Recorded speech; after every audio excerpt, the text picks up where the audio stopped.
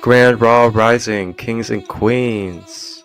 Grab your coffee or your tea and enjoy some sacred healing space for all ages and reflections that are welcomed. No matter if you're at work, watching the kiddos at home, or even driving on the road, Rising with Raw is a beautiful sacred space to learn about the chakras as well as receive our collective card reading for the day. Along with this, we will have beautiful guests and members of the tribe come on to share their gifts, their practices, knowledge, and wisdom as we self-empower and become aware of who we are as we go forth by day.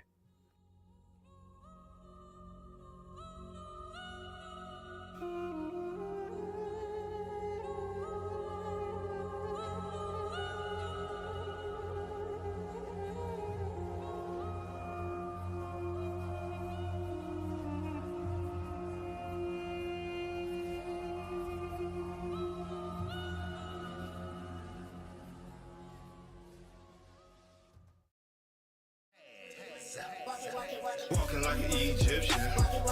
Walking like an Egyptian. Walking like an Egyptian.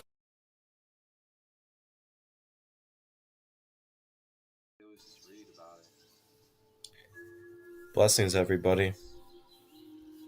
This is our final episode of Season 4 of Rising with Raw. In this episode, I take us on a journey of exploring our Christ heart. We tap in with the divine love and Christ light of our higher heart chakra as the chakra of the day. To complement our higher heart chakra, we connect with the divine love, the grace, and the elegance of Mary Magdalene as our final spirit guide of Season 4.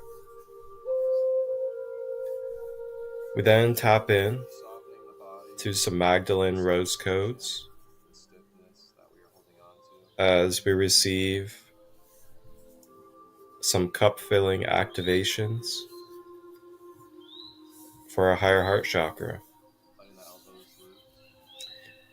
Then after this, we are joined with our royal guest of the episode, who we saw on a previous episode as a surprise guest, briefly. We are joined by geologist James, our brother from Wisconsin. As he joins us, he talks about his passion, as well as some of his stories and knowledge surrounding geology and what his experiences have been like out in the field, collecting gems and other stones.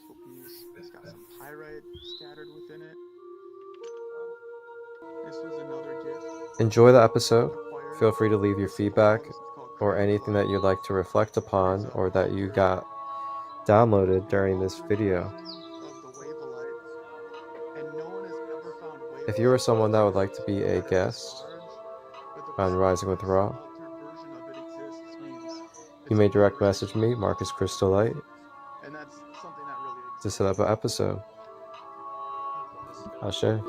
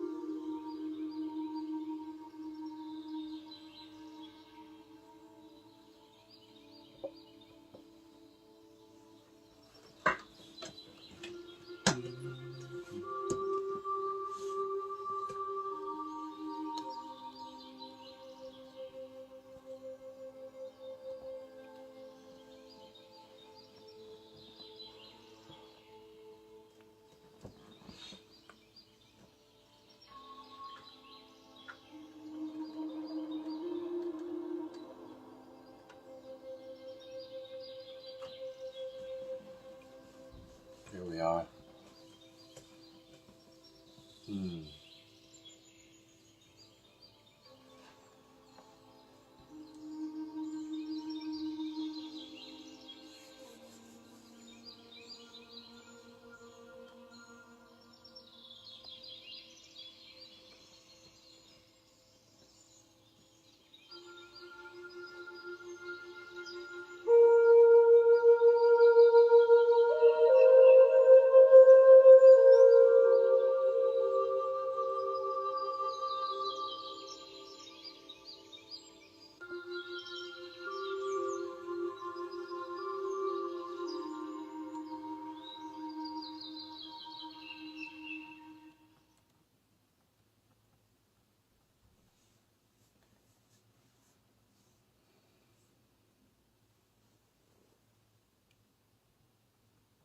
Here we take a breath.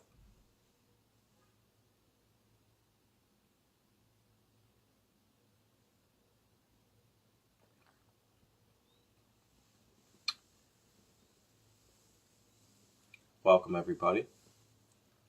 Grand rising, grand day to you. And thank you for tapping in and joining me as we rise together on this beautiful Friday. And we are somewhere outside of time, as it seems. So it looks like here, when I click on the timer for the live, it just says 000. So I guess this live is officially a glitch in the matrix of some sort in this Instagram. And we have no timer on this. It's just 000s right now. I wonder if I can take a screenshot. Yep, got it. Cool. Never seen that before. I'm not sure if any of you guys have seen that before. But yeah, it says 000. Pretty interesting. But anyhow, thank you for being here for this Rising with Ra. And I'm your host and Sacred Pharaoh of the Space, Marcus Christolight. And today is going to be our final Rising with Ra for Season 4. So we'll be back probably around maybe late spring for Season 5.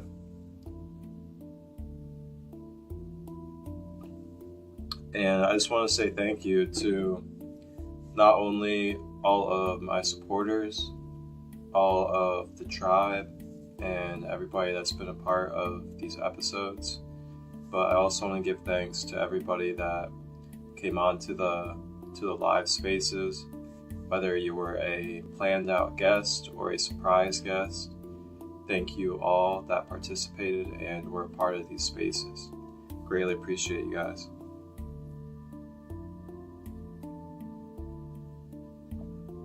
And just want to make sure everybody is hydrating and drinking clean water throughout the day. And just remembering to support yourself with a little bit of healthy nutrition as well. At least, bringing balance to your nutrition. You don't have to be like fully plant-based or fully vegan or anything like that. But, you definitely would like to have a balance.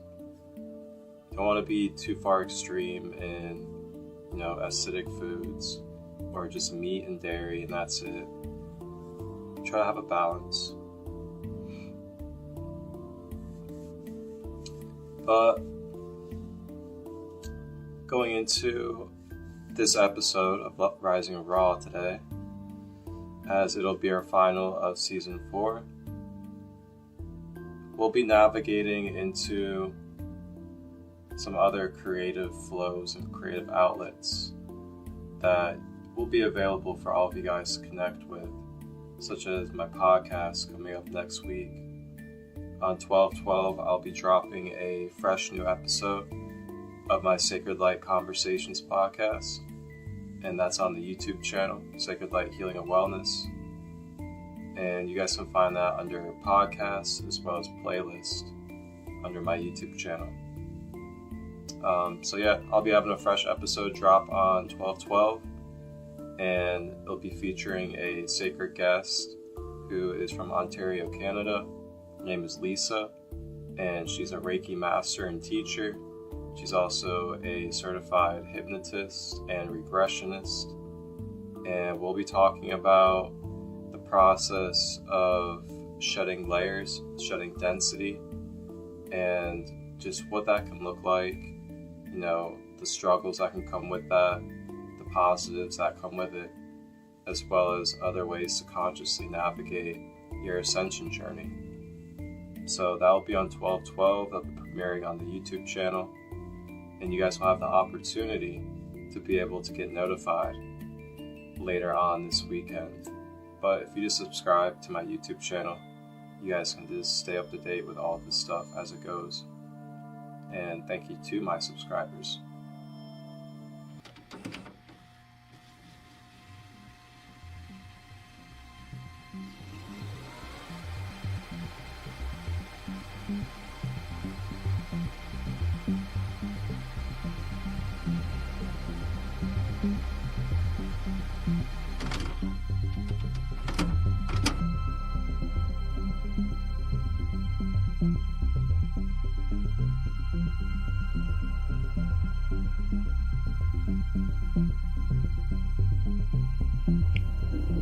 (2023) Mother Gaia, third dimensional planet, ascending into fourth dimensional collective consciousness. Azor, Grand Rising Captain. can you give me the update on third dimensional planet Gaia? Yes, Christo, with pleasure. Gaia 3D currently is under critical condition. It seems there is a large amount of humans that have forgotten who they are, causing confusion, division and war driven by fear.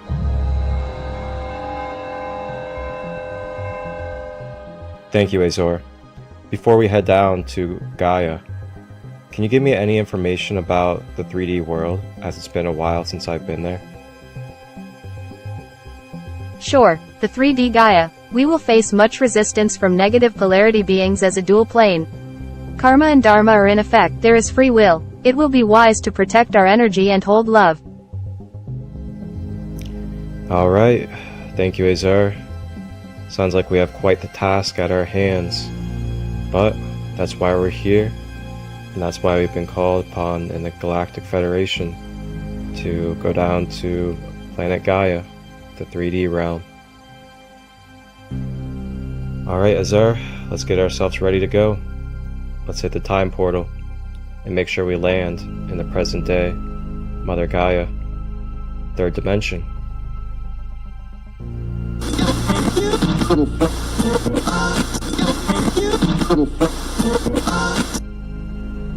Whoa, oopsies. Not that one.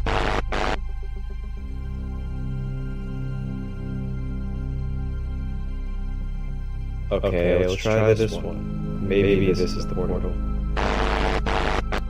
Oh yeah, Azor, this is a little too far in the future. I think we need to kind of go back a little bit. There we go. Perfect. Modern day Earth. Captain Christo, as we approach, I will prepare our guest suite on the mothership for the souls we hold space for. Oh, and Captain, I will be sure to leave plenty of storage for earthly food delights to take for our travels. Oh my gosh, Azor, you never fail to make me laugh. You know those earthly delights, that good old food of earth. Absolutely gotta have that food of earth. Thank you, Azor. Alright. It is time. It's time to make our way down to 3D Gaia. To hold space show love, compassion, bridge the conscious collective, and help provide knowledge and wisdom and tools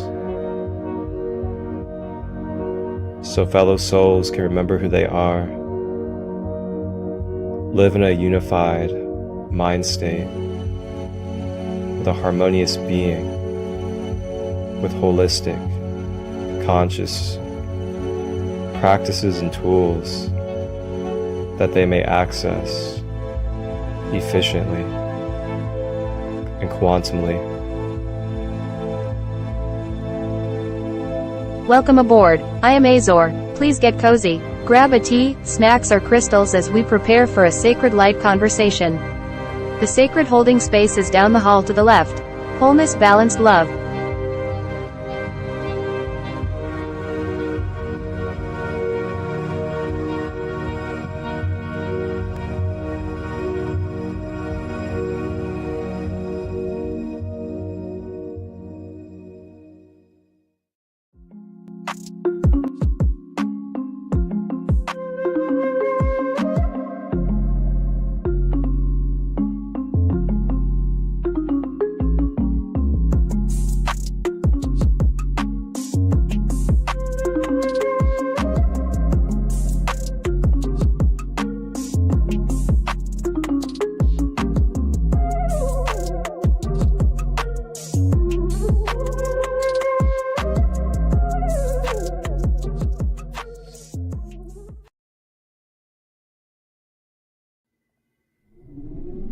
Azor!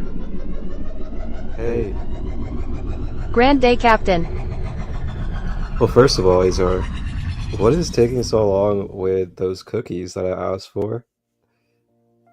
And number two, now that we have our sacred guest from planet Earth that is here to share their story, their wisdom and knowledge for the rest of the tribe, can you go ahead and pull up their background and go ahead and share with the rest of the tribe a little bit about our sacred guest on this coming episode? Christo, I had to get more cookies from the store they call Whole Foods on Earth during our stop with your diet. 2 minutes on the timer. Our sacred guest, Lisa Kavanagh, based out of Ontario, Canada. Lisa is an intuitive energy therapist, certified hypnotist and regressionist, and a Reiki master teacher. She is also an active member of the National Guild of Hypnotists since 2019. Practicing for 8 years, Lisa received her first-level Reiki certification in 2014 and master's in 2017. She graduated in 2012 with high honors from Centennial College's Addiction Studies program with a certificate in counseling skills. Gracias, Azor. Thank you so much. Thank you. And I cannot wait for those cookies. I'm so glad you got them. I appreciate it. Thank you for expecting my diet. And they should be ready in just a moment. Just in time for the podcast. How perfect and divine timed. And for everybody else, to the rest of the tribe, get cozy and enjoy this Sacred Light conversation with Lisa Kavanagh out of Ontario, Canada, as we'll be exploring hypnosis, holistic healing, and how to be conscious and self-aware of your energy field. Feel free to leave comments and feedback. Wholeness, balanced love.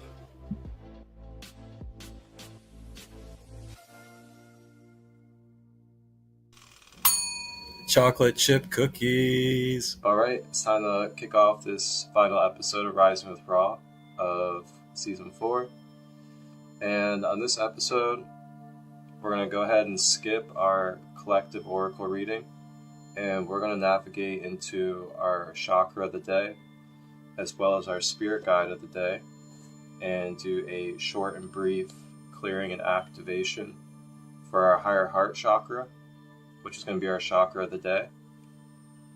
and we'll be connecting with the rose codes and the healing love of Mary Magdalene as our spirit guide. So we'll be doing a very loving and elegant higher heart clearing. And then after that, we will be having our royal guest of the episode join us. And our royal guest is someone who appeared on Rising with Ra as a surprise guest at the end about 2 weeks ago. And his name is James.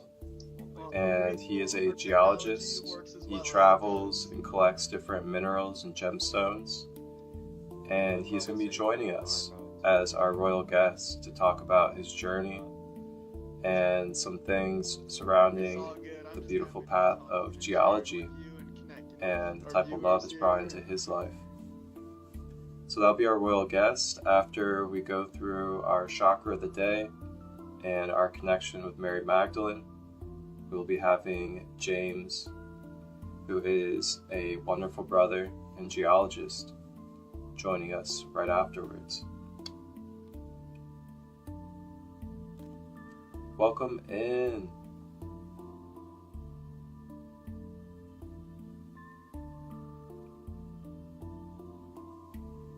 Nice. Tapped in while you're driving. I bet it's a very nice way to be spending your rising, driving in the car, listening to some beautiful, supportive, resonant vibrations. I really enjoy listening to these in the car, actually. Something about me is that, like, when I create stuff and I produce, I like to listen to it from different devices, different ways of listening to it, just to like really feel the fullness of what I created and see like how it really resonates and hits people during different ways of life when they're listening. And yeah, I really enjoy listening to it in the car. Podcasts and educational esoteric knowledge while in the car, especially on like half hour and longer car rides, makes the time just be nothing. But anyhow, our chakra of the day on this Rising with Ra. So our chakra of the day is going to be the higher heart chakra.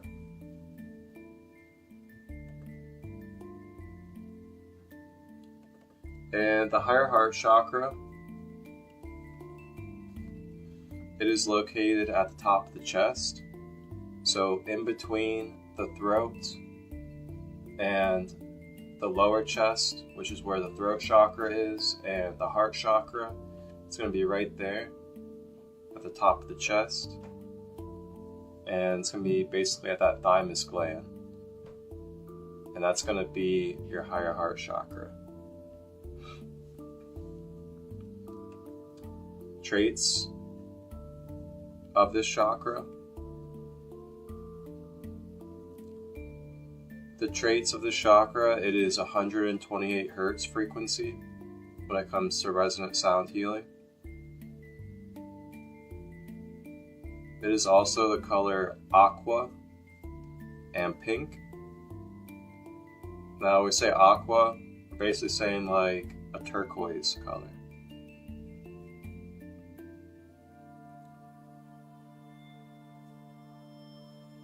Physical body parts and organs that it encompasses, since the chakra is in the physical body area. It is the nerves, the breast, the blood, and the hands.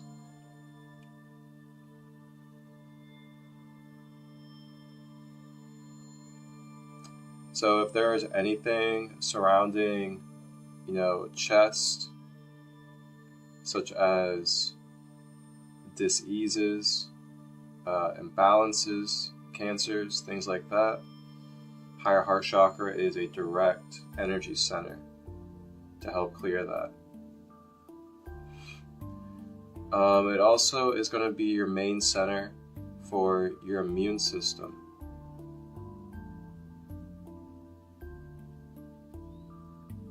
Now, characteristics that it brings into your human life.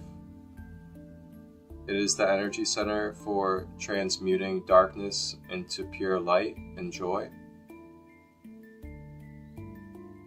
It is where we access joyful and innocent energy. It is where we embody and are aligned with the energy of faith and having tolerance. When we say tolerance, we're talking about tolerance as in like when you think of, Christ, because this chakra is basically the Christ conscious chakra. It's the Christ heart, as they call it.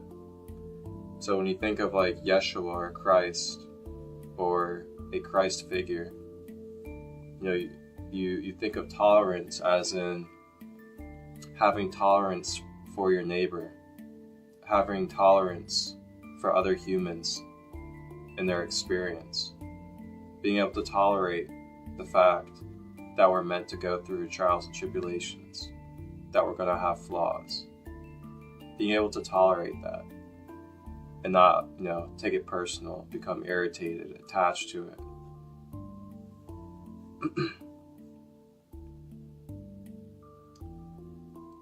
Now, it's also going to be the energy center for accessing detached, Christed love. Now, there's a difference between detached, Christed love or higher love and human, emotional, attached love. There is a difference. The human, emotional, attached love is a little bit more of a limited scope of energy and the way it's being used, because it's based off of basically attachments and a how do you word this really? It's based off of a more personal sense of love and connection rather than a more universal scope of detached love. For example, the love of knowing that it's not your responsibility to make choices for others. But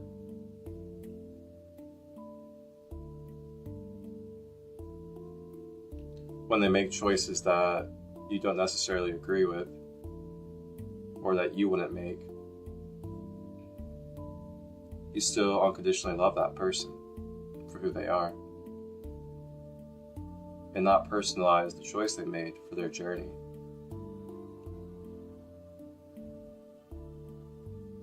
And at the same time, also allow them to make their own choice, to go through their own experience, knowing that it's okay and that it's divine either way. So that's like a Christed love compared to an emotional attached love where it's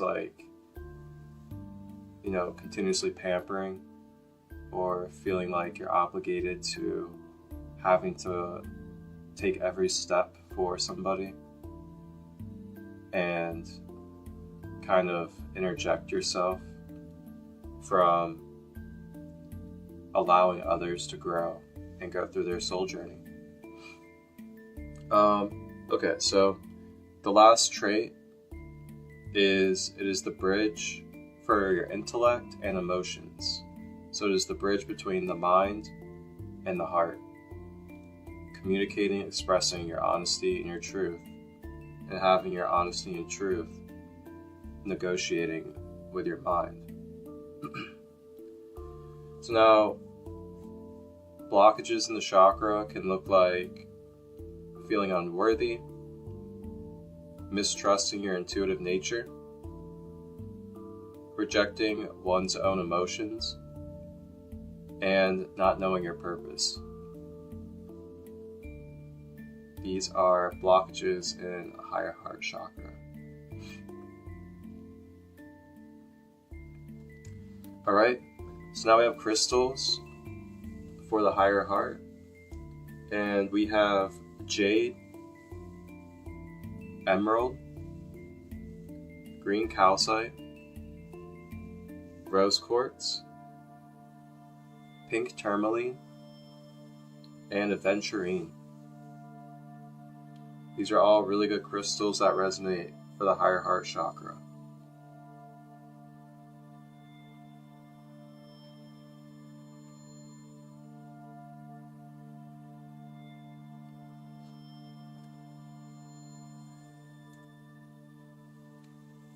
Alright, so that's our education for our chakra of the day, the higher heart.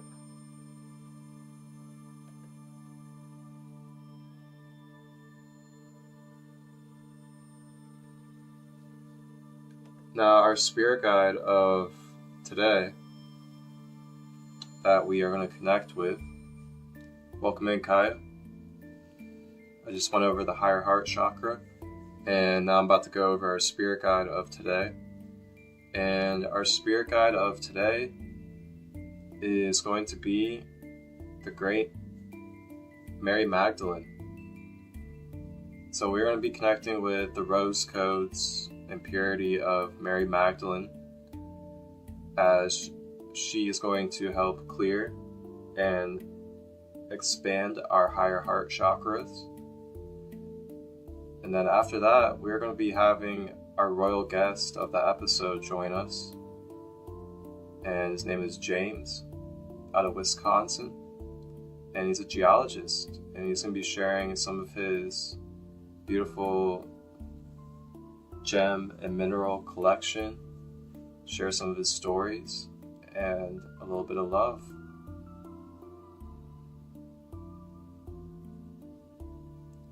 Alright, so our spirit guide of this Rising with Ra, our final Rising with Ra, Season 4. We have the elegant Mary Magdalene. I'm sure a lot of us have had many different relationships with Mary Magdalene, or have heard of her in many different ways. But here's what I got for you. Mary Magdalene was an avatar. She had descended to earth in an incarnated form, a goddess manifest. The avatar is a concept understood in Hinduism, and actually means descent. What Mary Magdalene wishes to share with you is that you too are an avatar. Your body is your material, physical appearance, playing a character in this game of life. The gaming world is a good example, for it is conceptualizing the process on a screen. Life really is a game. You can choose to play it with the help of those in the celestial realms, like Mary Magdalene, and walk a spiritual path, which includes joy, fun, laughter, health, happiness, love, and abundance. Or you can struggle with life and see it as a chore. Mary Magdalene wishes to support you in finding your inner strength. She will guide you to go deeper and deeper within the within, to portals held inside you and you alone. No one else holds in their chalice the nectar that is sacred to you. In your journey, beautiful soul, your magic and alchemy is waiting for you to be found within your hidden truth. Mary Magdalene knew of this in her earthly incarnation and wishes to enable you to understand and utilize this too. Mary Magdalene was healed, whole, and a healer in her own right. She was a priestess of the Isis temple and an embodiment of the goddess Sophia. You don't need to be a female to utilize Mary Magdalene's healing power. She wishes to share the secrets of a balanced, wise, and unconditionally loving being who balanced the divine masculine and feminine within her. Mary Magdalene helps you to flow with the changing tides of time, for nothing stays the same. For many years she was dishonored by the church, but now she has been venerated and has her own feast day. Although she tells me this means nothing to her, what makes Mary Magdalene's heart sing is seeing the rise of the divine feminine, and the way the world is slowly becoming more balanced from thousands of years of patriarchal rule and domination. Every time someone on earth acknowledges their own divinity and sovereignty, the era of peace gets closer, and a world of harmony, love, and joy will be the game we play. Ashe. Mary Magdalene. Wow.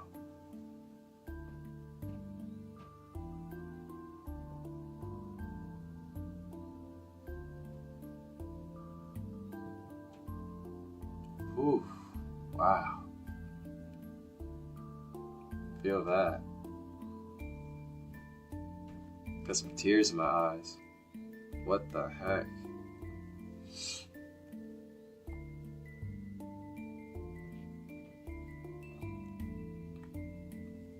Holy smokes. All I did was just read about her. Got my rose quartz. Oh man. Phew.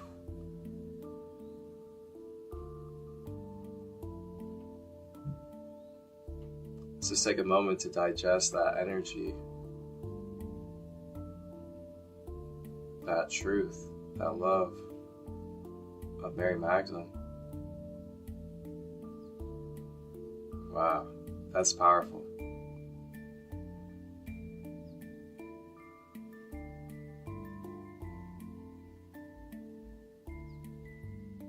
Dang. Remembering that you are in a physical game, in an avatar. What a way to kick off that message. Oof. Yeah, I just received some medicine there. I don't know about all of you.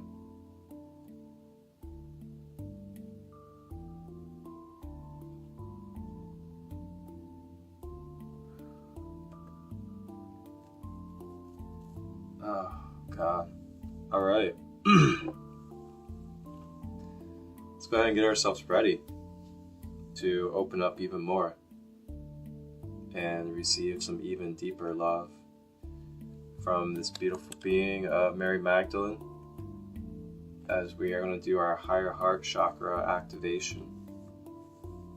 And then after that, we will be joined by our royal guest of the episode, James from Wisconsin, my geologist brother.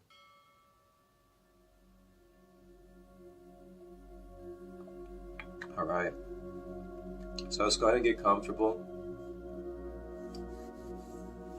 Grab your crystals if you would like. I got rose quartz and emerald over here.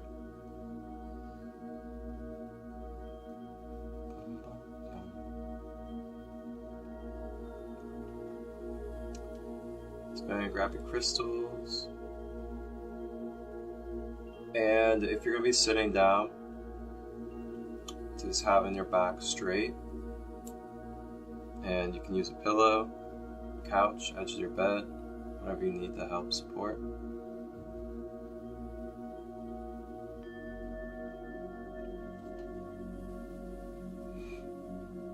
And then if you're going to be laying down, having your legs straight and not crossed, so you're not blocking the flow of energy and now the soles of your feet.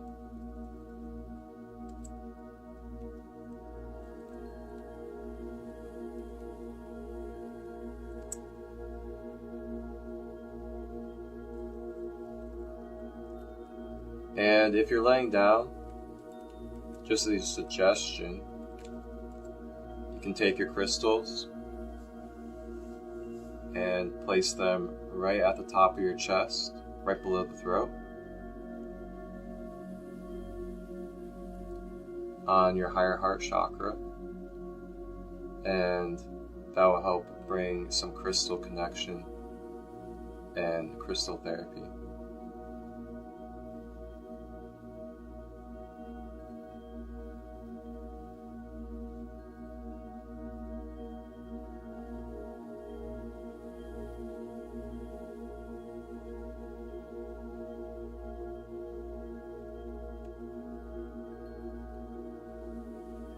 If you're sitting, you can just hold them in your hand, or you can hold them up to your upper chest.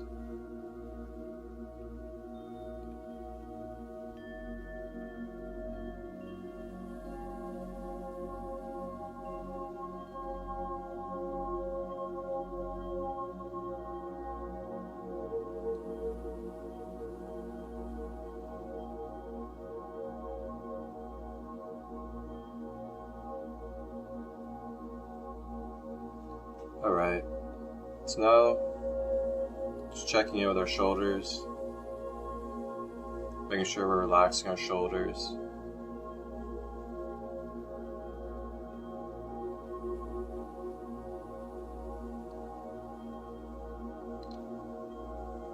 Checking in with the jaw, making sure we're not clenching our teeth.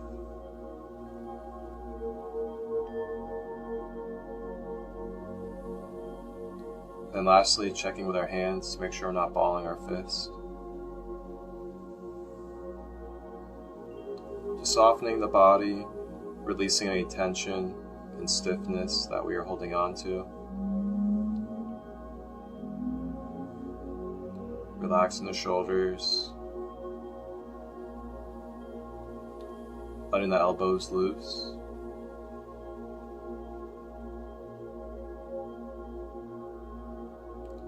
Focusing on the breath.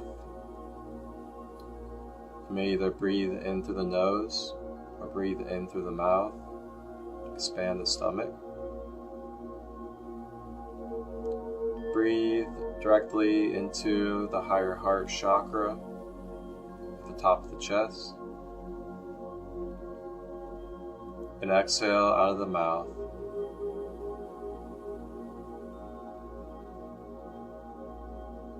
Breathing in through the nose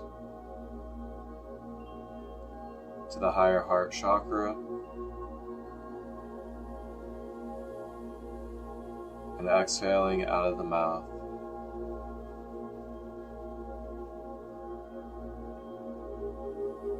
Just guiding and feeling the breath filtering through the higher heart chakra.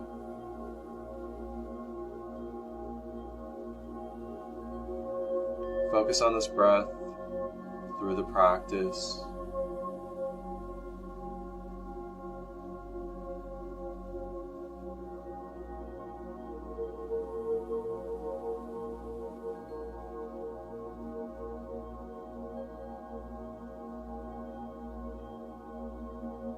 And as we breathe,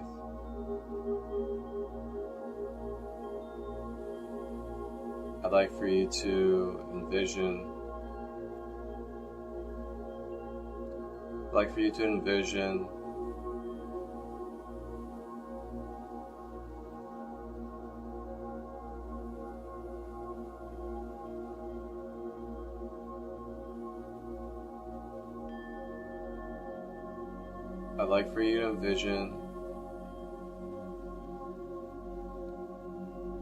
a beautiful pink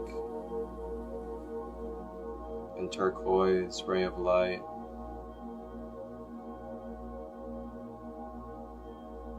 and this soft, elegant pink turquoise ray of light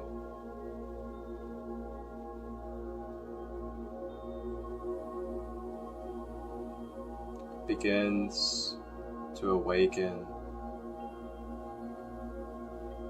It begins to shine and surface from deep within the core of the being.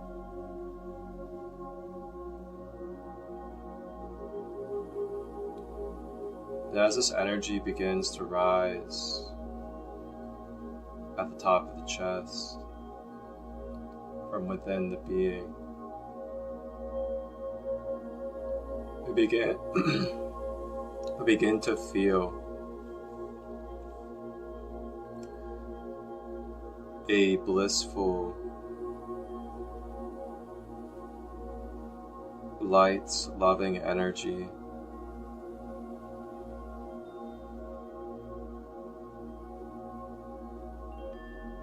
begin to pour out of the higher heart chakra. And as it begins to waterfall out of the chakra,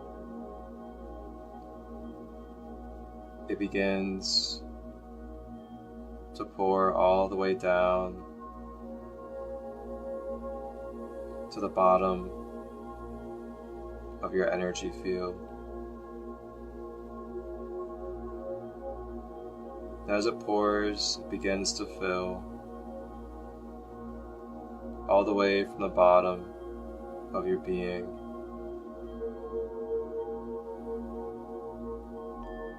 and make its way up, filling every inch, every energetic surface within your aura and energy field. This bubbly, blissful, innocent, loving energy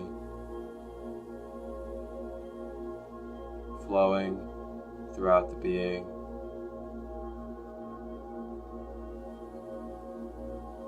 releasing away any tension, any blockages, any attachments that are keeping you from experiencing joyful energy, inner happiness, tranquility, and peace.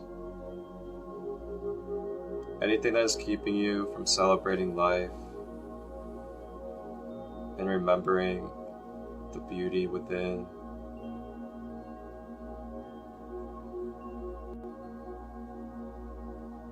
All dissolving away into this joyful love.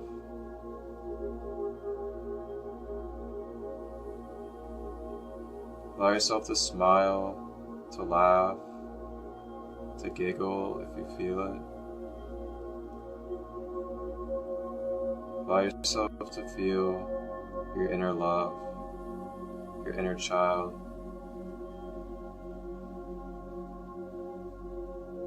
Smile for as long as you would like. Never be afraid to smile.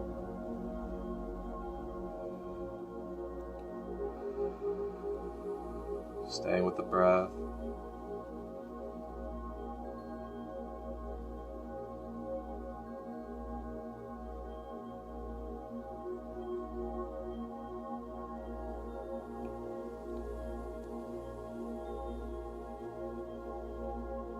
Now Mother Mary and Mary Magdalene come forth with their love. And Mary Magdalene offers a beautiful rose for you to keep in your subconscious mind.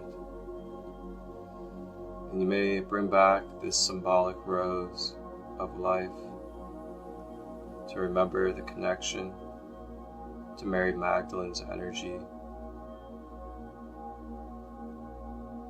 the love of this moment in this space,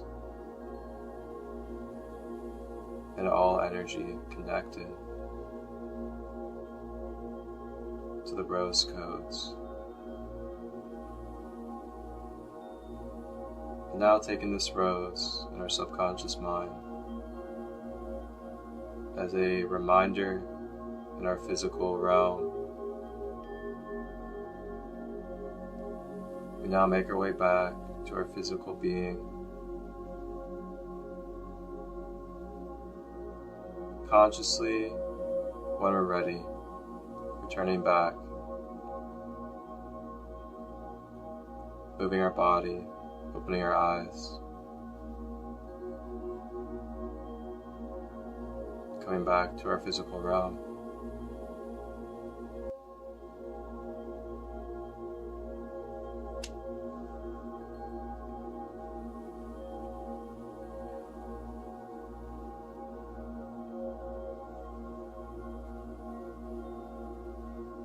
Wow.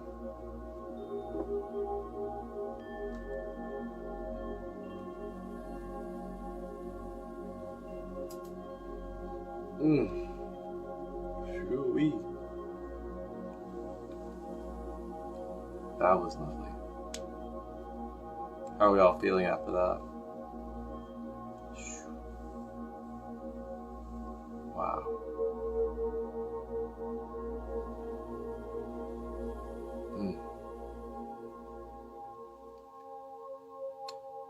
All right, everybody. Thank you for everybody that was a part of that beautiful space. We're going to go ahead and now navigate over into having our royal guest join us.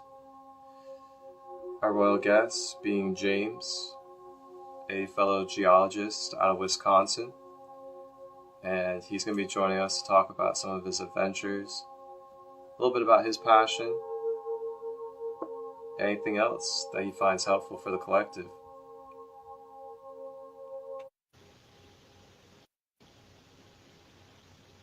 Whew.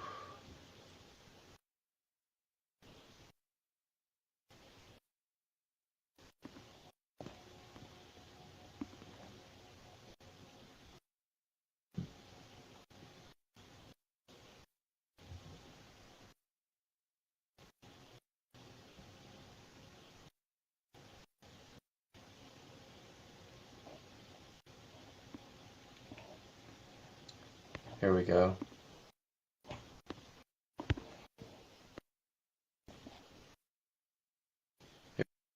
Here we go with IG.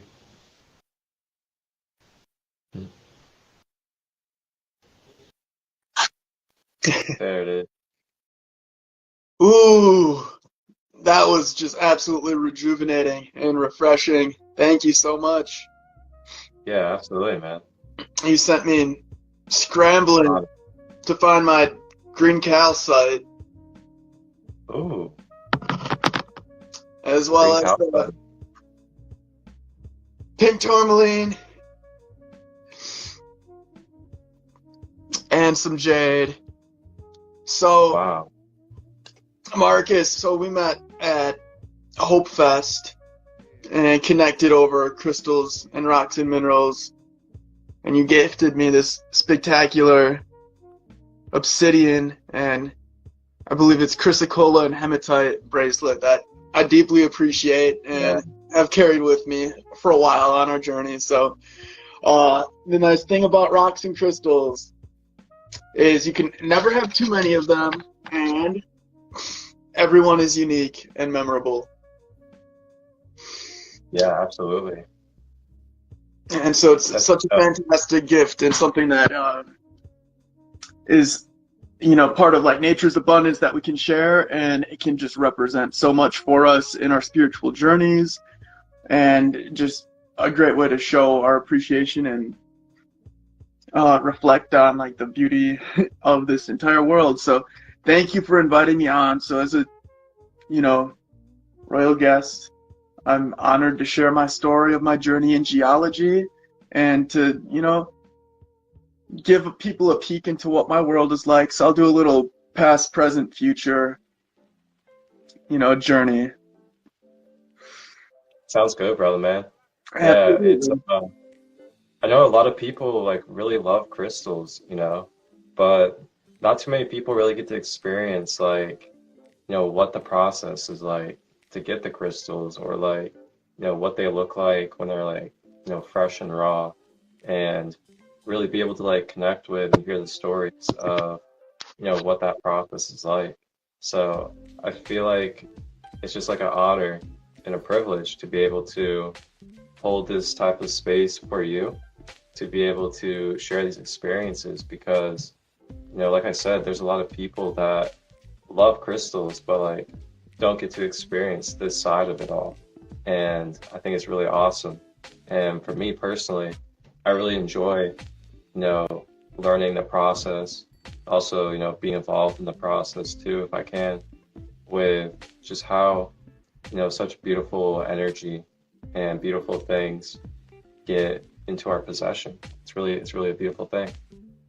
So thank you for doing so. And yeah, it's really interesting. Now all of a sudden the Instagram live time is starting. So Hey, like everything's going, we're in and now the real time zone again.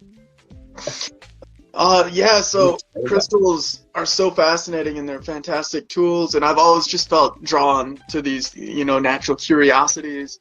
You know, ever since I was like 6 years old, I was like picking up stones on the side of the road and finding like odd-shaped rocks, which I later discovered were, you know, types of fossils called crinoids. And I'd explore my neighborhood and run around and look at different rocks. And, you know, I found this large red rock that we broke chips off of, and we could use it as chalk, drawing on, you know, our driveways, making these red lines. And I later discovered that that rock was called red ochre. And red ochre has like immense spiritual significance to Native Americans. You know, we would dig holes in my backyard, very sandy soil. And I remember finding, you know, my first piece of rose quartz just in this sandy soil, digging through my backyard. And so I've always been drawn to, you know, rocks and stones and nature. And it's just grown and evolved and ballooned over time. My interests have expanded and been refined, and I've just constantly seeked out these beautiful places in nature and the abundance that, you know, you can find there. So I would say where I really started, you know, tapping into the rocks, minerals, and crystals, being from Wisconsin, I would hike on the Lake Michigan shoreline. So if you don't know, it's this enormous lake. You can't see across it. It's like walking on an ocean, fresh water, and it was the most peaceful place I think I've ever found in my entire life.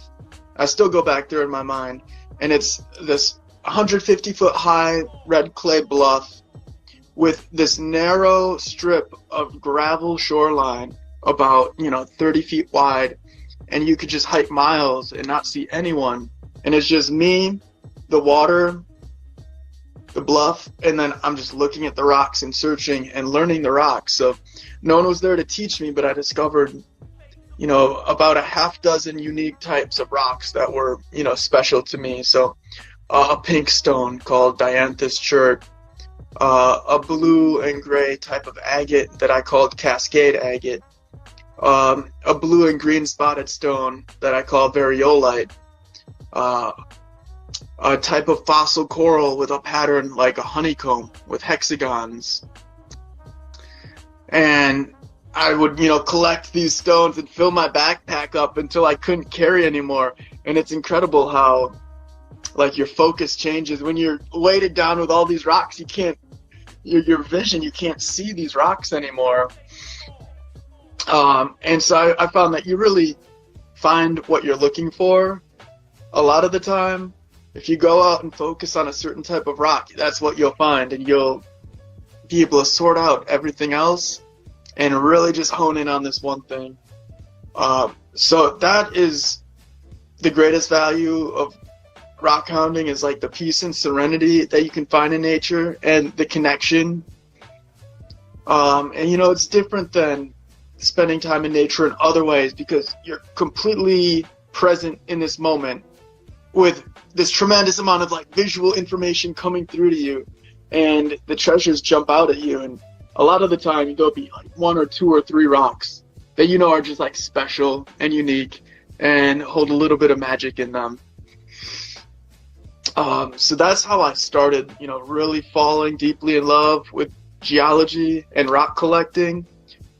Just spending countless hours walking hundreds of miles on the shores of Lake Michigan and discovering these rocks and naming them myself.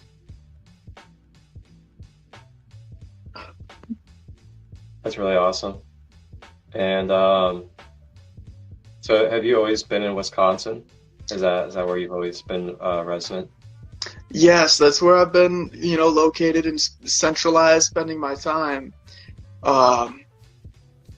But over the years, I've had many opportunities to travel all across the country, exploring and chasing after crystals. So yeah, I really dove deep into my studies and worked on my geology degree, and then started journeying out. So, despite that, I went to college with, dozens of other geology students.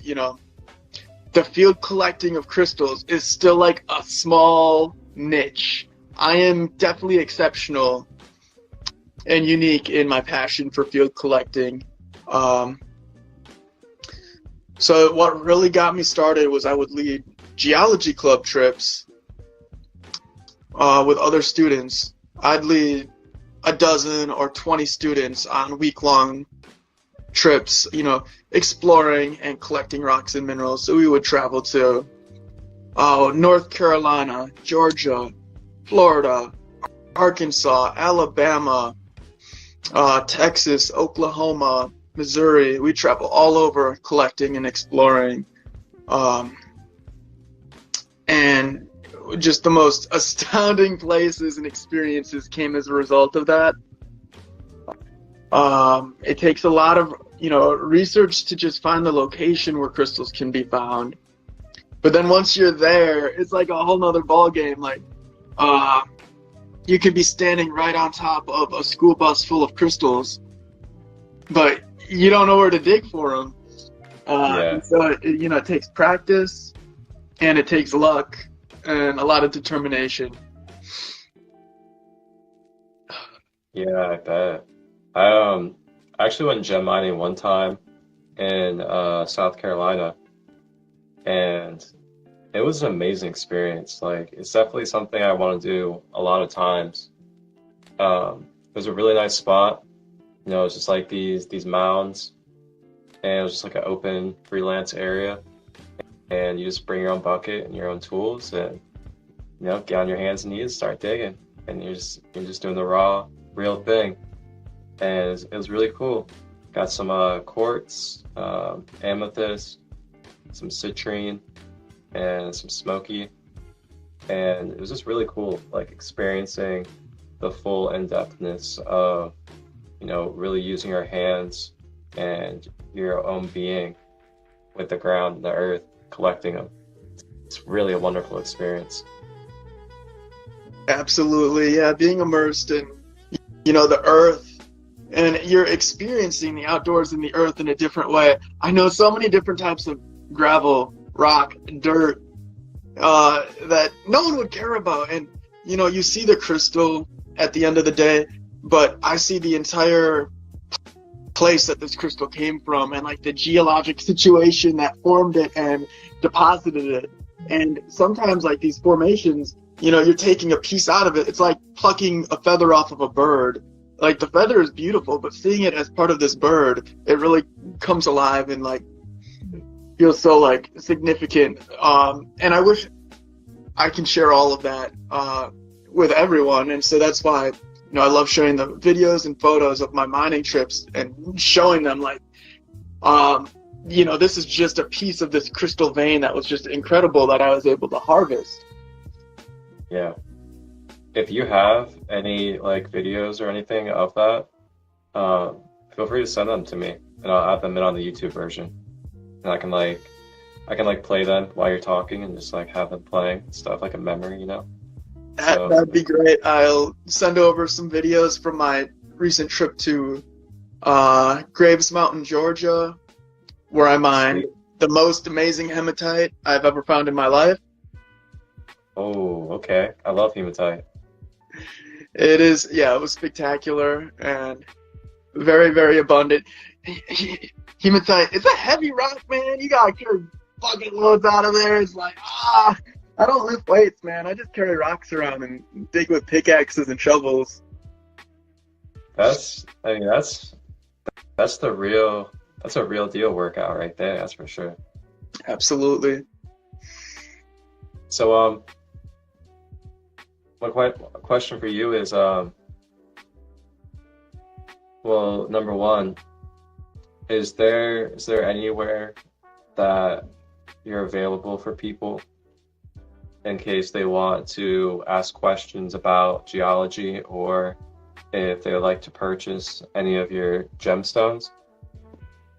Yeah, absolutely. So feel free to message me on Instagram, James Diggs Rocks, and I'm more than happy to share any locations. Just tell me whereabouts you're at or where you're traveling through, and I can pretty quickly pull, a couple of the best spots that I would recommend. Feel free to add me on Facebook, or message me for, if you want to direct message me about sales. I have a very large and extensive collection here at home.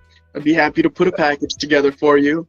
I also do lapidary work, so that's the cutting and polishing of gemstones into, jewelry and other ornamental pieces. And so I can do custom made necklaces, earrings, jewelry, and so forth. So just message me. I'm working on setting up an online store this upcoming year. I've got a goal that I'm materializing, so stay tuned for that. Yes, I absolutely support it, 100%. And I'll be supporting it as much as I can once you get that store out, for sure. Right on, thank you. So I would like to share a little story about like the beautiful experiences that come about when you're mining. So I went out to Tucson, Arizona, like 2 years ago, which is the world's largest rock and gem trade show. And so I spent about 2 weeks in Tucson going to rock and mineral shows every single day and just like soaking it in and looking at it, like, and exploring and trying to wrap my head around like rocks and minerals and fossils from all over the world, South America, Africa, Asia, like just this natural abundance converging in this place. But the most important thing is, the people and the personalities that really bring life to these, amazing natural objects. And I met some extremely kind and generous people that, shared a mining location with me. And I traveled far out into the desert and camped for 2 weeks in the Furnace Valley in Arizona and discovered this spot with the most beautiful chrysocolla. So chrysocolla is this blue mineral, and it almost looks like little orbs and botryoidal formations. And it was this abandoned mine. So it was my first experience digging underground in tunnels. And I'm in the desert, 20 miles off any paved road, all by myself. And, I had, people kind of pointing the way and showing me how to get it done, but I was alone out there once I got there. And I was just in my head, I'm like, I'm looking for a purple pocket. And I dug for 3 days, digging into the floor of this mine, digging. And then I had a brush. I got down to the bedrock, the floor of the mine. I brushed it all off. I'm scrubbing the floor of this mine, just looking for like any sign of color. And I hit this patch. And all these blue balls, like a handful of like these blue BBs, fall out of a hole in the rock. I'm like, there's my spot. And so I just been digging in loose gravel. They call it just like the loose material, the float, the drift in the bottom of the mine. The first time I get my hammer and chisel out and crack into this bedrock and lift up this split open portion of rock, I flip it open, and there's this shimmering purple pocket sitting in there. First time I cracked the rock open. Yeah. And that was one of my best mineral discoveries to date so far. And so I feel like the determination you have and the focus that you have is often like returned to you like energetically. Yeah. And you said that was your first one? The first time I cracked into the rock, yeah. And I'm telling you, I'm in an entire abandoned mine, 300 feet back in the side of the mountain. I could have tried hammering everywhere, but I spent 3 days digging into the floor. The first time I bring my chisel and hammer, popped it right open. Oh man, I bet that brought so much joy to your being. I bet you were just like a little kid at the candy store when that happened. Man. Absolutely, you're tapping into nature's abundance, and I've got a video that I can share with you of me back in that mine with the piles of crystals that I pulled out from that pocket, just sitting around in the drift on top, just Yeah. on display. And so since then, I still have a few of those pieces in my collection, but I've spread them far and wide. I've gifted them, I've sold them, I've shared them, I've traded them, and I'm very thankful for being able to be a steward of that material and to share that experience with so many people. Oh, I wanna show everybody something that we made at the festival. So I want to show everybody real quick. There's something that we kind of authentically came up with in the moment at Hope Fest back in the spring of this year, which is where we met. And yeah, it was really cool. We made this by hand, and I'm gonna show you guys what it was. It was really, really unique.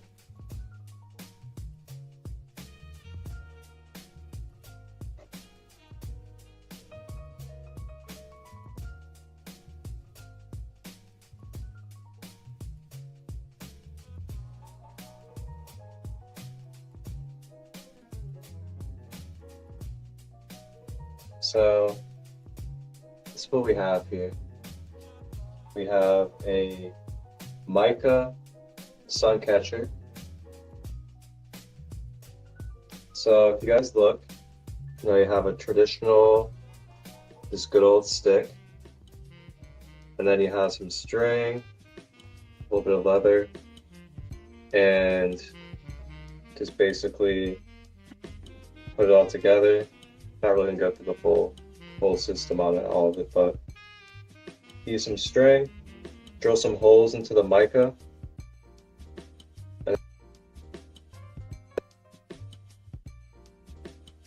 and oh yeah, and there she is. Kristen actually participated in making this one as well. It's so beautiful. Wow. Let me open my blinds a little bit, actually. Get some more light in here, because it is really beautiful.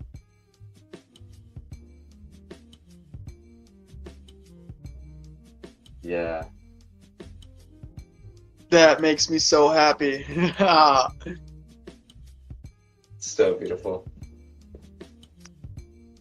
But yeah, I've been keeping that, just chilling in the living room. It is in a beautiful spot there. But that's a little something that we made at the festival that we met at. And gave that Moses bracelet, which is one of my favorite bracelets. I never thought I'd give that away, but I definitely thought it was meant for you. Repeat after me. I affirm that this space is sacred, sealed, and filled with pure rainbow love, regenerating, rejuvenating, soothing my being. Ashe.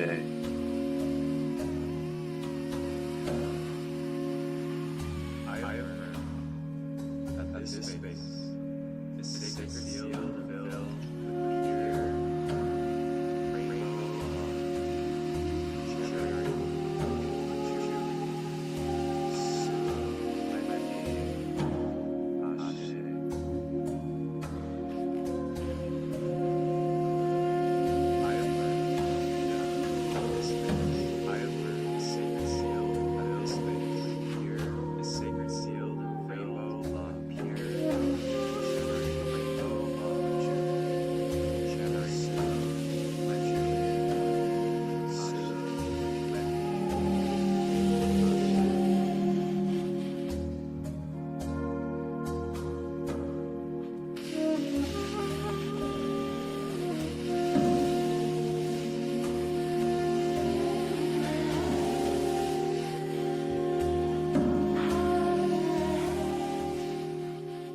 It's all good. I'm just happy to be talking and sharing with you and connecting with our viewers here. And Yeah, oh, me too. But yeah, so that's what we made at Hope Fest, and that was a lot of fun. That was definitely a unique experience. And what I was gonna ask you was where where and how long did you study and dive into geology? yeah, absolutely. So let's see. I went to UW Milwaukee, so southeastern Wisconsin, studying geoscience there. So I spent about 6 years with a couple of, semesters off studying geology there to get my, bachelor's of science. And it was a journey. I went and started college thinking I'd be a mechanical engineer. And I switched majors after my first year of college. And I was just seeking something that was like much more creative. Mechanical engineering, I love making stuff, but it's very rote and mathematical and disconnected from creativity in a lot of ways. And I do have like a deep appreciation for science, and I appreciated geoscience because it's like this Venn diagram of overlapping science topics. You get, physics and biology, chemistry, just the natural history, mathematics. It gets all slammed together, and there's so much going on that it becomes almost like an art inside of science. And so that's what I really appreciated about it. It gives you a lot of exposure to all these different fields. And then also there's like the Indiana Jones aspect of it, of being able to go out into nature and explore and appreciate it and see it and experience it and get hands-on with it. And so, I took, several dozen classes in the geoscience field: paleontology, sedimentology, petrology, mineralogy. There's a whole world of, extreme depth in the, crystals, minerals, rocks, natural history. And so it took, a long time to really appreciate like the breadth and how broad this field is. And you start learning like how little you know, but then you also see like, here's where I can like explore and discover something a little different, and learn how to just research and dig deep into what has been written about and explored out there, and see where like the edges of human knowledge are. And so I was very appreciative to be able to study over, with so many brilliant, students and also professors at my university. Awesome. Thank So you for sharing all. I graduated in 2019. Very nice. Good job, man. Yeah, thank you. That's an awesome path to take. You don't really hear too much about that style of path. So it's really interesting, and yeah, just really grateful. Really grateful. Thank you for being here. Yeah, absolutely. Yeah, I'm so happy to be here and share what I've learned and like this accumulated knowledge and all these experiences that I've had. And I'm so happy to be able to like guide people on, similar journeys and pathways, and share my appreciation for the earth, this abundant earth that we have. And it is an abundant and gracious planet that we live on. And there's busloads of crystals. There is, dump trucks of crystals. I'll tell you where to find them. Yeah. So what's like, is there like anything that you've noticed like as like a very noticeable difference for your health and your well-being when you started interacting and connecting more deeply with gemstones and crystals?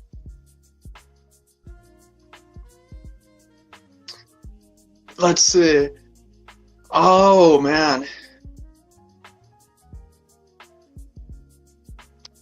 Well, I would say, like I was talking about hiking on Lake Michigan and just finding like that peace in nature and finding like a place where I can experience and explore and discover things on my own and like create my own new knowledge that created like a great sense of like confidence in myself. And you know, someone named every crystal and every mineral in existence. It all came from, you know, the mind of somebody. And so we all have that same capacity to go explore in nature and describe what we're observing and integrate it into our life and, you know, see how it makes us feel. So just the fresh air, being able to be outside and connecting with the earth in that way has been tremendously rewarding. Yeah. Wow. It's so like interesting too, like connecting with nature, as it's like connecting to such a timeless energy that always has like a story to tell, you know? Like no matter what, there's like always this like timeless story that's like encoded within nature. And it's like always there, you know? And it's so cool and so beautiful that we get to experience such a variety of material forms. And gosh, just getting into the mineral kingdom and crystals in itself and how diverse they are. I mean, holy smokes. Absolutely. And it is astounding to me to consider, you know, the age of the rocks that I've personally collected, ranging from the oldest, you know, over, you know, 2 billion year old, the Morton gneiss in Minnesota that I've encountered, to literally on the big island of Hawaii, sticking my rock hammer into molten lava and watching rock solidify in front of me. So I have a 2 billion year old rock in my collection, and I have a 4 year old rock in my collection. Wow. Now, do you have like technology that is able to give you the time period? Yeah, so there's some techniques using zircon dating where they look at, you know, this particular mineral and it degenerates at a particular rate. I have not personally aged rocks or materials, but it's in the known literature, published literature, where other scientists have looked at it and they say, you know, this Morton gneiss in Minnesota, it is of this known age range. Now, when I see the rock solidify in front of me, you know, there's no testing needed. I know it's 4 years old. Yeah, definitely. Wow. So cool. So, do you have, let's see, I have about 17% left on my phone. Do you have any of your favorites that you would like to show us? Yeah, absolutely. I'll show you my desk right over here. You know, I have a little sanctuary here where I keep some of my small stones. Many of these stones are gifts or, you know, representative pieces from rock and mining trips. This is a small piece of wavelite from Arkansas that I mined recently. Oh yeah, the wavelite.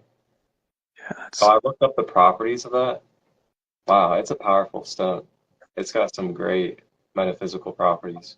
there's a couple more pieces of wavelite, a couple larger ones on the other side here. This one of my favorites.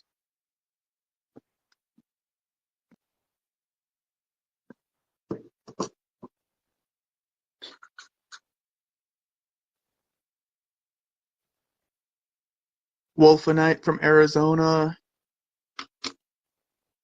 Ooh, I could just go on and on. This is some of the planet mine material I was talking about from Arizona. Please do.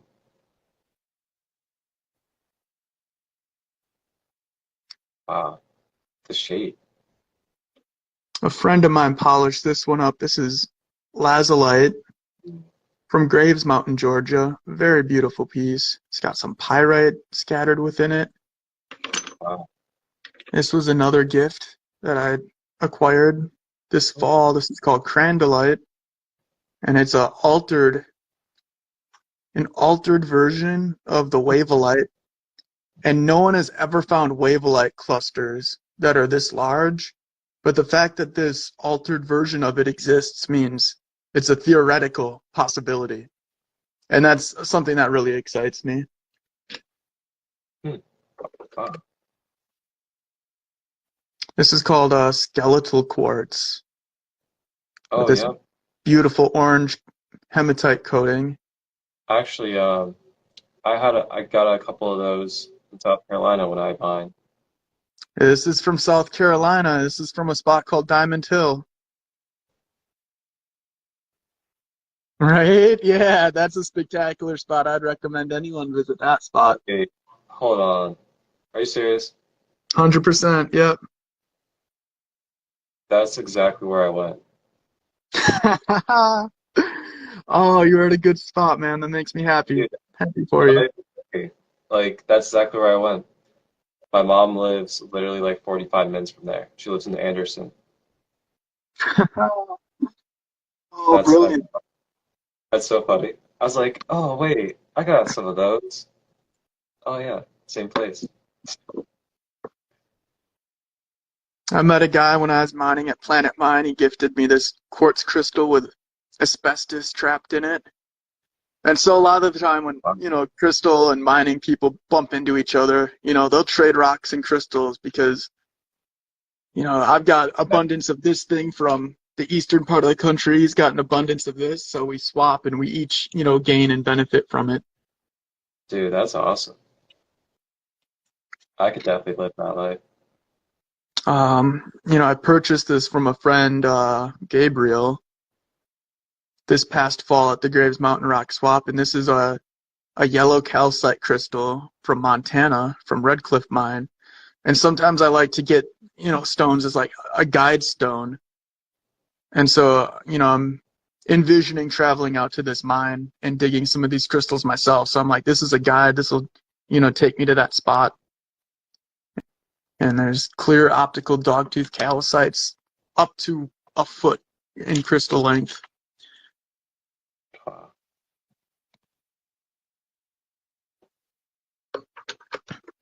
All right, I have a 12% battery. Just a heads up, so we don't have too much longer. Right on. This is a rutile crystal. My first rutile crystal I found from Graves Mountain. It's a titanium dioxide. It's on the back side of the mountain, just on this extremely steep scree hillside. Oh boy. And I just noticed this sticking out. It's extremely like that. Oh boy. That must have been a dangerous one. Yeah, sometimes you get into some sketchy situations. It comes with the territory. Definitely. Have you had any encounters that were like a slip away? Last year, I was digging into this side of a hill, and it was getting pretty steep. Like, I was digging into the hill, so it was like a vertical exposure. Yeah. And I felt like, oh, is this safe? I'm not sure. So I just like sat and drank some water and just took a breather. And while I was sipping on my water bottle, I heard the wall cave in, and I saw a rock fall, and it landed right next to me, like before I had a chance to move, just like instantly. And it was about the size of a basketball, a boulder that fell out of this like gravel wall from about 6 feet up above me, and it landed right next to my thigh. and I had my shovel leaning against my leg, and it snapped my shovel in half. Oh, golly, Yeah, yep. dude. Yeah. That, wow. So that shook me up, and I'm learned my lesson.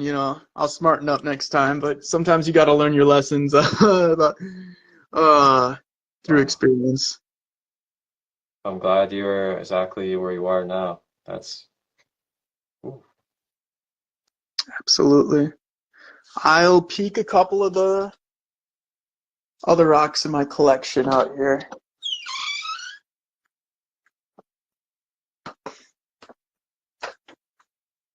Oh, also another question for you. What's some of your top spots that you would recommend for gem mining? So this is some of the chrysocolla from Planet Mine. It's a beautiful piece. If I were to recommend someone going to mine, first of all, like, go and mine close to home. Just go look for rocks, like any creek or river that you can find. Anywhere the rocks, just look around and see. But if you're gonna travel, Arkansas is a fantastic place for quartz crystals. Keokuk, Iowa is a great place for geodes. If you can get out west, the mountains, you can't go wrong with the mountains. Everywhere is good out there. In Ohio, there's a spot called Flint Ridge where you can find some very colorful, beautiful flint. Um, Feel free to message me. I'll point you in the right direction depending on whatever region you're in. There's in abundance out there. Righteous mate. This is a gorgeous piece of fossil coral from Florida. Wow.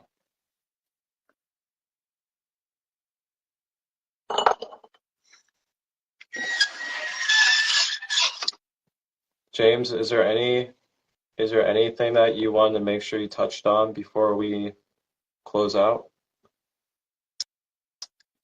Well, I would just encourage anyone with any interest in rocks and minerals, plan a trip, get outdoors, explore what's in your local area. I'd highly encourage anyone to get in touch with me, and I'll point you in the right direction to get started. And people can purchase from you right now, right? Yeah, absolutely. So I do most of my sales in person, Wow. vending at live events, but I'm getting more and more into online sales, so keep your eyes out. It looks like an iguana. Yeah, I love just seeing what Wow. people think rocks and minerals look like. So that is a hematite-coated quartz crystal from Graves Mountain. Wow. Some super beautiful stuff.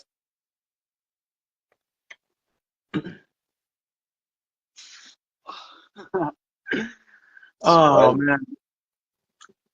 It's so beautiful to be able to share, my passion, my love of all these rocks and minerals.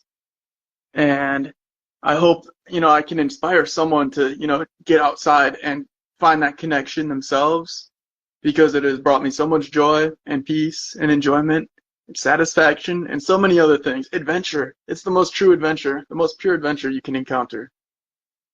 Yes, I agree. And maybe one day we'll have the treat of getting together and doing a mine. And we can maybe do some filming and document it and put it into some type of episode on the YouTube channel, and let everybody experience a little bit of our journey doing a mine together, and just like let everybody get a little hands-on and the experience with us. You'd be up to something like that in the future.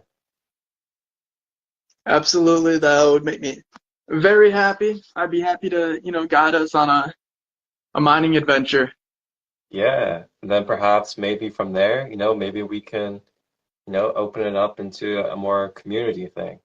And then we have like a tribe gathering and people from all over just come to the event and we do a nice mind and community gathering together. And how much fun that would be too. The possibilities of what we can do together. So cool.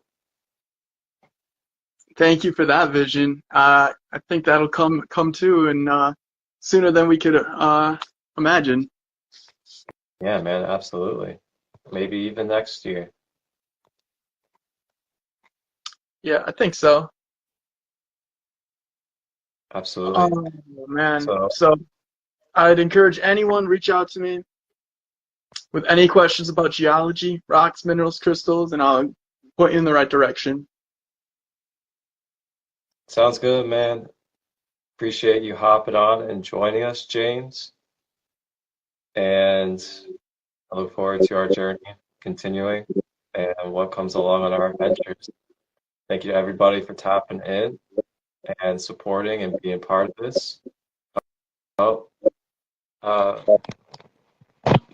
somebody has a quick question. Ask your question.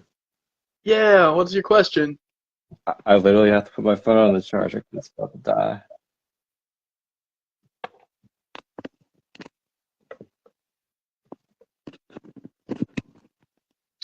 Ooh, I really Okay. like my experience with the green calcite, this morning. Um,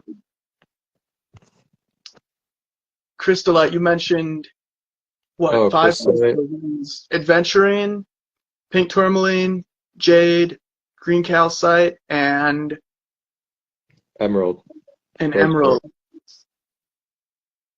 rose quartz as well. Yeah, those are gonna be like your main ones. You can catch it in the replay. It's in the replay. But yep. So for everybody out there on this episode, which is the final one of season 4, I went over the chakra of the day, which is the higher heart chakra. Also connect us with our spirit guide of the day, which is Mary Magdalene. And then we do a heart chakra clearing and activation. And then we are joined by our royal guest here, James. And he talks about his geology journey and shares some beautiful gemstones and minerals with us. And thank Alrighty, you so much for having me on. And it's been a beautiful experience, and I look forward to continuing our journey together. same brother. Really appreciate your time and your energy. And have a blessed and wonderful weekend. Thank you. And everybody else, enjoy your Friday, enjoy your weekend. Wholeness and balanced love.